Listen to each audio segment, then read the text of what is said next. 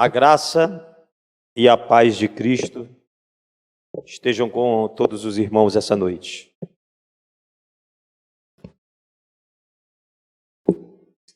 Nós vamos meditar hoje no Evangelho de Marcos, no capítulo 6, a partir do versículo 45.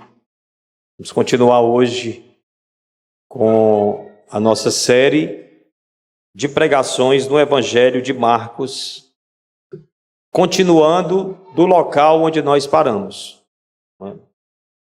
Nós vimos todos os milagres que o Senhor Jesus realizou, nós vimos que ele não tinha tempo nem para comer, por ser tão grande a multidão que o procurava. Nós vimos que em algum momento ele tentou até ter um instante de descanso, uma folga com os seus apóstolos, com os seus discípulos, mas não foi possível, porque era grande a multidão que ele buscava, e ele teve compaixão dessa multidão, olhando para ela como ovelhas que estavam perdidas sem ter um pastor. Deu-lhes de comer, ensinou-lhes, não teve tempo para cuidar das suas próprias necessidades, e agora o texto se segue. Mas antes que o texto se siga e nós entremos em Marcos 6, a partir do versículo 45, eu gostaria de ler aqui um versículo, mas não precisa você ir para lá não, que é para a gente não perder tempo. Você só escuta. Esse versículo está no livro de Jó, no capítulo 9, no versículo 8. Escute bem o que diz o livro de Jó. Só ele estende os céus e marcha sobre as ondas do mar. Jó se referindo ao Senhor, o nosso Deus. Só ele estende os céus e marcha sobre as ondas do mar. Ainda nesse mesmo capítulo, no versículo de número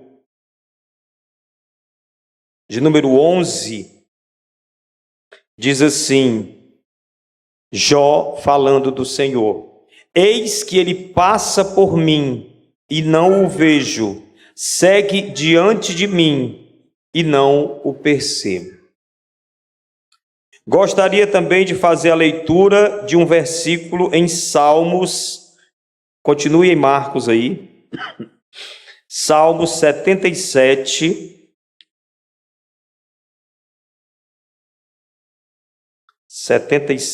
versículo de número 19. Diz assim: o teu caminho foi pelo mar, as tuas veredas passaram pelas grandes águas, mas ninguém encontrou as tuas pegadas. Então é o salmista falando do nosso Deus. Jó e o salmista falando de alguém que só ele pode marchar sobre as águas, que passa por mim e eu não vejo.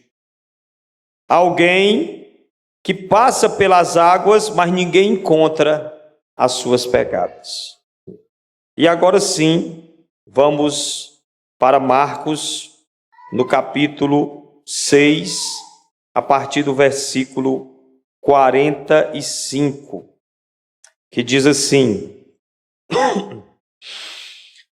logo a seguir, Jesus, a seguir de quê? A seguir daquele momento em que Jesus tinha multiplicado pães e peixes, ele fez com que os seus discípulos entrassem no barco e fossem adiante dele para o outro lado, para Betsaida, enquanto ele despedia a multidão. Então visualize, Jesus está ainda com aquela multidão que tinha acabado de presenciar a multiplicação dos pães e peixes, mas Jesus toma uma decisão, e a decisão de Jesus é que os discípulos têm que entrar no barco e têm que passar para o outro lado. Aqui você vê, na minha versão diz, Jesus fez com que eles entrassem. Isso significa que Jesus forçou eles a entrar. Em algumas versões diz, insistiu para que entrasse.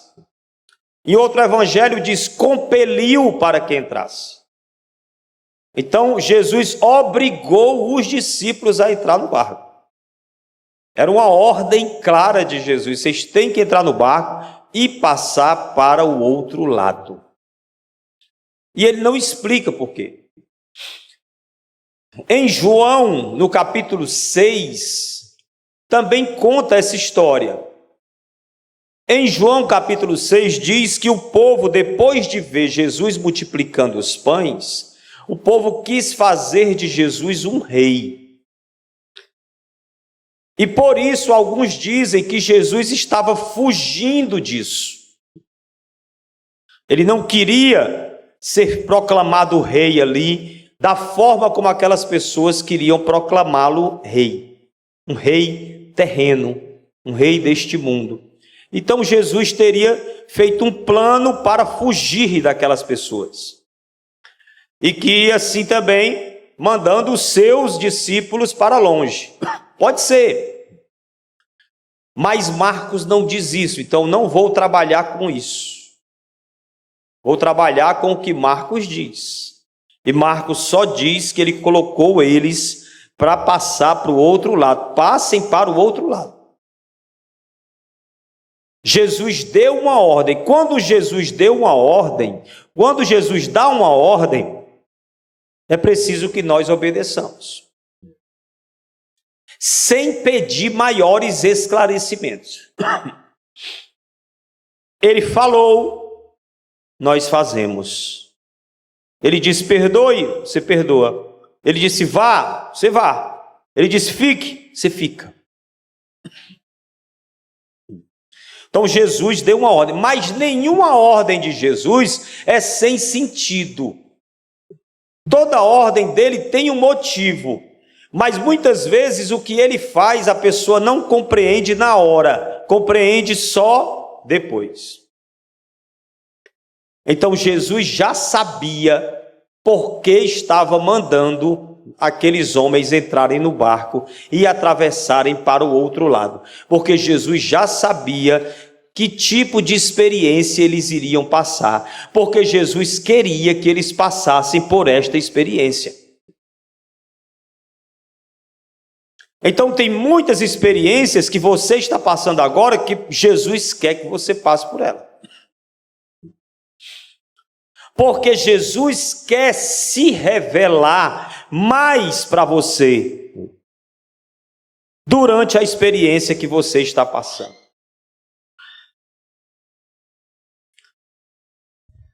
Eu poderia dizer que é para fortalecer a sua fé, eu poderia dizer que é para fortalecer você como pessoa, eu poderia dizer que era para fazer você crescer, tudo isso está correto, mas mais do que isso, Jesus faz a gente passar por experiências muitas vezes duras e dolorosas, para que nós tenhamos mais revelação sobre quem Ele é.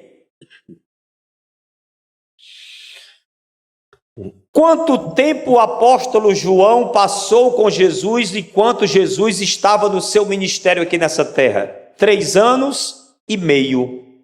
O apóstolo João, o mais novo, aquele que se deitou, se recostou ao peito de Jesus na última ceia. Quantas revelações ele recebeu enquanto estava com Jesus? Muitas. Mas um dia, lá pelos seus 90 anos de idade, ele estava na ilha de Pátimos e ele ouviu uma voz como de muitas águas. E quando ele olhou para trás para ver quem falava, ele viu um homem com cabelos brancos como a branca lã, cujos olhos eram como chamas de fogo, de cuja boca saía não uma língua, mas uma espada de 2 gumes. Ele tinha vestes talares, vestes especiais, tinha um ouro cingindo o seu peito. Os seus pés eram de bronze polido. Esse é o Jesus glorificado, que se manifestou a João, que se revelou a João de uma maneira como ele nunca tinha se revelado. E para que João pudesse ter essa revelação, Jesus fez com que ele passasse por uma experiência extremamente dolorosa, de estar exilado sozinho em uma ilha chamada Pátmos, em correntes, em cadeias, em prisão. Jesus se revela mais ainda para os seus filhos. Então, se você está em aflição, que este seja um momento para que Jesus se revele mais para você, para que você saiba mais sobre Jesus. Não é sobre você, irmão, é sobre Jesus. Toda pregação dá para a gente virar ela para vocês e para mim, mas eu prefiro virar essa pregação para Jesus, apontar o holofote para Ele. Dá para falar de nós também. Jesus vem ao nosso encontro, Jesus quer nos salvar, Jesus quer nos ajudar, Jesus cuida de nós, tudo isso é verdade, mas Jesus quer mostrar para nós quem Ele é. O principal de tudo é que Jesus quer mostrar para nós quem Ele é. Ele quer mostrar que Ele é aquele que foi mencionado por Jó, quando disse, só Ele marcha sobre as águas. Ele passa por mim, eu não vejo. Ele passa pelas águas e não deixa suas pegadas. É para isso que o Senhor Jesus quer que a gente tenha essas experiências. Foi para isso que Ele quis que eles passassem para o outro lado. Então vão para o outro lado, vão para Betsaida. E aí, enquanto isso, Jesus despedia a multidão. Então Jesus deu o jeito dele de despedir aquele povo. Não sei o que ele disse, mas ele conseguiu, porque tudo que ele quer, ele consegue. E a despedida a multidão, versículo 46, Jesus fez algo maravilhoso, impressionante. Ele subiu ao monte para orar. Subiu ao monte para orar. Quando a gente for no desenrolar do texto, você vai perceber que por ele estar muito cansado, porque ele estava cansado, né, irmão? Você imagina, ele passou ali muito tempo com aquela multidão, ele já estava cansado, queria descansar, não pôde descansar, não tiveram tempo nem para comer, e agora ele está muito cansado, e por ele estar muito cansado, ele orou mais ou menos de 7 a 9 horas, ele passou 7 a 9 horas orando, porque ele estava muito cansado. Vamos passar pelo menos 7 minutos, irmãos, em oração. Quem sabe depois a gente chega em 70, não é? Minutos. Tudo é uma construção. Jesus precisava orar. Se Jesus precisava orar, imagine você e eu. Nós temos aqui um culto de oração às quartas-feiras. E nós temos uma frequência muito pequena. Aproveitemos, irmãos, para orar. Jesus disse para a gente entrar no quarto, falar com o Pai que está em secreto. Amém? Faça isso. Jesus disse para orar sem cessar, andando no meio da rua, dentro do ônibus, no seu trabalho, mas nós também temos que orar junto com a igreja. Junto com a igreja. Então aproveito para dar essa chamada aqui nos irmãos. Venham às quartas-feiras aqui às 7h30 da noite. Nós estamos orando, buscando ao Senhor. Nós precisamos aumentar a nossa comunhão com Deus. O que mais Jesus gostava de fazer era de ter comunhão com Deus. Jesus dizia assim, a minha comida e a minha bebida é fazer a vontade do Pai que está no céu. É triste porque a igreja precisa desafiar as pessoas. Vamos fazer uma semana de oração. Vamos fazer uma campanha de oração. É triste, porque geralmente quando a gente desafia as pessoas, é para coisa ruim e difícil.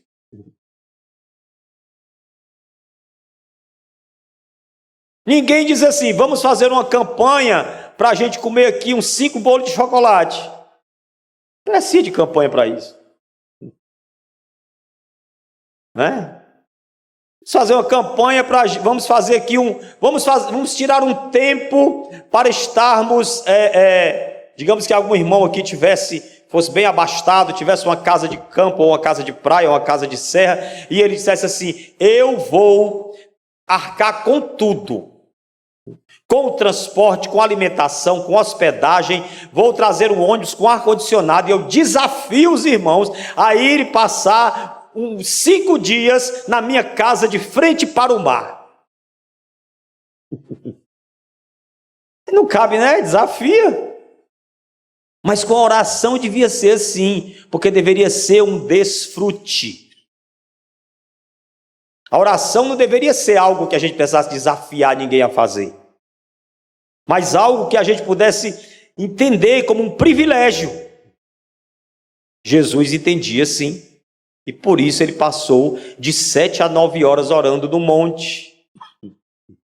Não é obrigado a subir ao monte para orar. Jesus subia porque ele queria um lugar isolado, um lugar onde ninguém o incomodasse.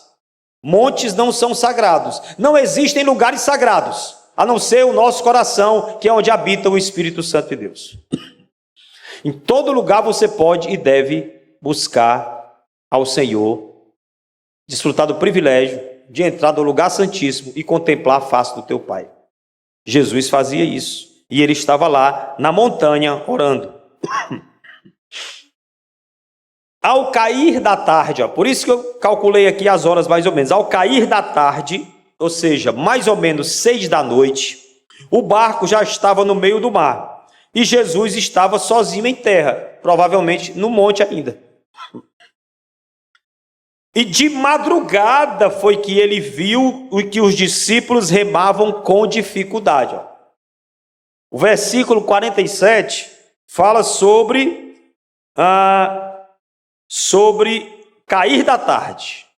E o 48 fala sobre madrugada. Então dá a entender que Jesus começou a orar ao cair da tarde e só parou de madrugada. E quando ele parou de orar de madrugada, provavelmente ali já eram pelas 3 da manhã. Tudo isso está provado aqui no texto. Ele estava na montanha. Lembra do cântico? Lembra aí comigo? Trevas vêm te assustar, tempestades no mar, da montanha o mestre te vê. Entendeu agora o louvor? Ele tirou daqui. Tinha trevas, tinha tempestade, e o mestre estava vendo da montanha o que eles estavam passando. Versículo 48, de madrugada Jesus estava vendo os discípulos remando com dificuldade. Vou apontar o holofote para vocês. Quando vocês estão em dificuldade, quando vocês estão em tribulação, quando vocês estão em angústia, saibam de uma coisa: Jesus está vendo. Jesus está vendo. Teve uma tempestade em que Jesus estava no barco, lembra? Dormindo. Então, tem tempestades na vida que a gente passa e sente que Jesus está bem pertinho de nós. E tem tempestades que a gente passa e não sente a presença de Jesus. Sente como se a gente estivesse sozinho, abandonado. Porque ele não está no barco com a gente, mas ele está na montanha, nos vendo. Da montanha, o mestre te vê. Precisamos confiar nisso. Precisamos confiar. O Senhor cuida de nós. Viu eles em dificuldade, porque o vento era contrário. E aí Jesus foi até onde eles estavam. E foi até onde eles estavam, não da forma como eles pensavam, não da forma como eles imaginavam. Porque Jesus, ele anda como quer. Presta atenção em mim. Ele anda como quer, ele faz como quer, ele responde como quer. Ele não responde do jeito que você espera, ele faz do jeito que ele quer. Sabe por quê? Porque ele é Deus. Sabe por quê? Porque ele é criador e você é criatura. Sabe por quê? Porque você é barro e ele é o oleiro. E ele sabe tudo sobre você. E tudo que ele faz por você é cheio de amor. Então Jesus foi até eles de um jeito que eles não imaginavam, mas de um jeito que o Jó já tinha falado, de um jeito que o salmista já tinha falado. Ele vai andando sobre o mar e queria passar adiante dele. Lembra do versículo também lá em Jó? Ele passa à minha frente e eu não o vejo. E eles, porém, quando viram andar sobre o mar, pensaram tratar-se de um fantasma e gritaram. Nunca tinham visto uma situação daquelas, mas tinham superstições do coração. Tem crente que ainda tem superstição do coração.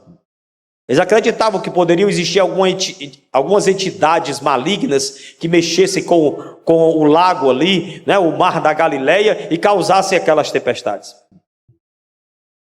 Mas não era fantasma nenhum. Quando eles estão apavorados, gritando,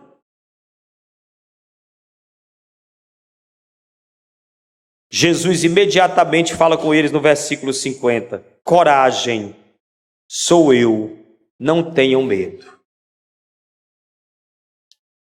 Sempre vem uma palavra do Senhor Jesus no momento de maior treva, no momento de maior escuridão. Aguarde que virá. Não perca a fé, aguarde que a palavra de Jesus virá. E na tribulação ele vem socorrer, sua mão bem te pode sustentar. Quando eu estava pensando aqui, meditando nesse sermão, me lembrei daquele cântico que diz, rompendo em fé, né? Que diz assim, se diante de mim não se abrir o mar, Deus vai me fazer andar por sobre as águas. Eu acho esse cântico muito otimista, eu sou mais realista. Aí eu criei uma outra versão, eu não sei se eu vou me lembrar agora da versão que eu criei. Pensando no Pedro que afundou, que o Marcos não conta aqui a história do Pedro, mas vocês sabem que o Pedro saiu do barco e depois afundou, né? Aí baseado no Pedro eu criei alguma coisa pensando assim, se andando sobre as águas, eu começar a afundar, dou um grito e Jesus vem para me salvar.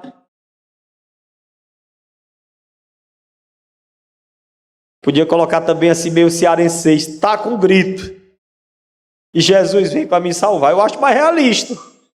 Eu acho mais fácil a gente afundar do que a gente andar sobre as águas. Tão pequena é a nossa fé, mas gritando por Ele, clamando a Ele, Ele toma-nos pela mão, nos socorre, entra no barco e tudo fica bem. Que é o que diz o versículo 50. Subiu no barco para estar com eles, o vento cessou e eles ficaram totalmente perplexos, ou seja, sem entender. Olha, você vai ver muitas vezes nos evangelhos os discípulos sem entender, porque tem certas coisas, irmãos, que a gente demora para entender. Não se preocupe se você ainda não entendeu tudo, porque para entender demora mesmo. É um processo para você entender. Jesus vai se revelando a você. Creia, Jesus vai se revelando a você.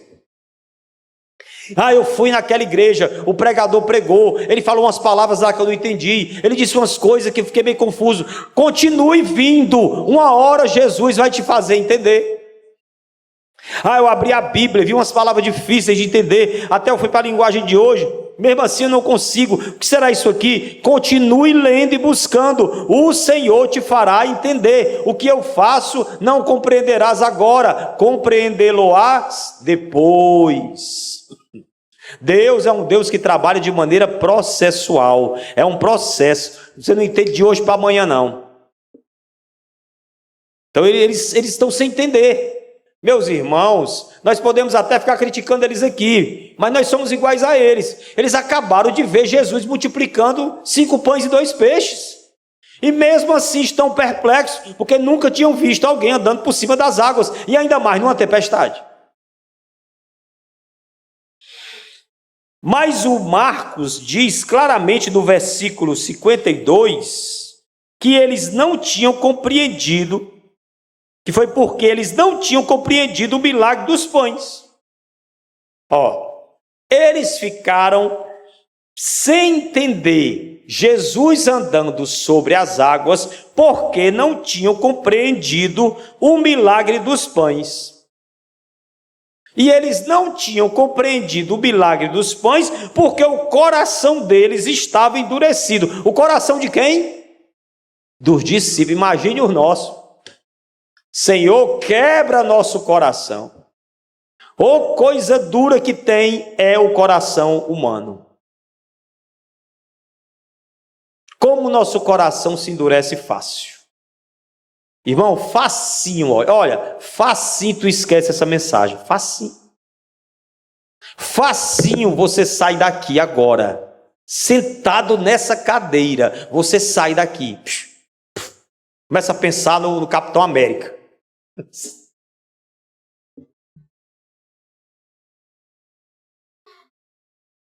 Porque o coração da gente é duro. Mas Jesus não desiste de nós. Ele não desiste de trabalhar no nosso coração de pedra, porque Jesus, ele é um Jesus operário, ele é o Jesus tecton. Lembra? O pedreiro, ele trabalha com pedra, ele não é carpinteiro, ele é um pedreiro. E ele quebra a pedra do nosso coração.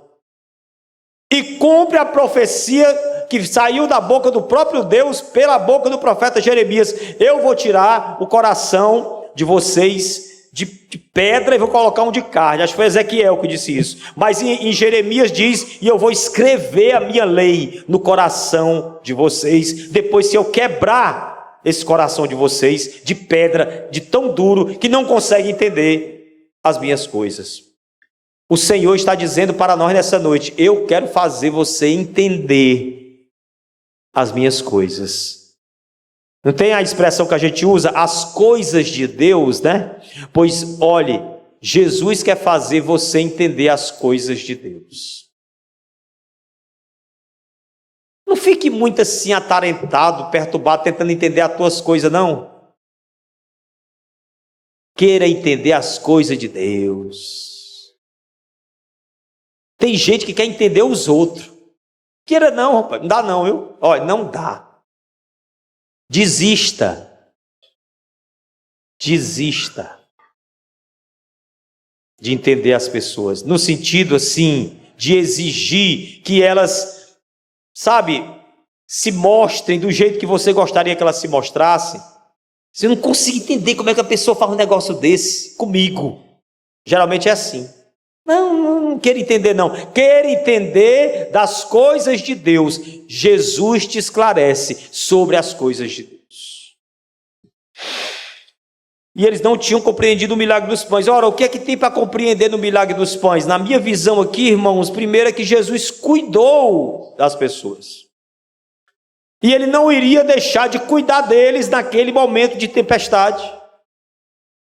Mas segundo e mais importante na minha visão aqui, é que o milagre da multiplicação dos pães, ele aponta para o pão vivo que desceu do céu.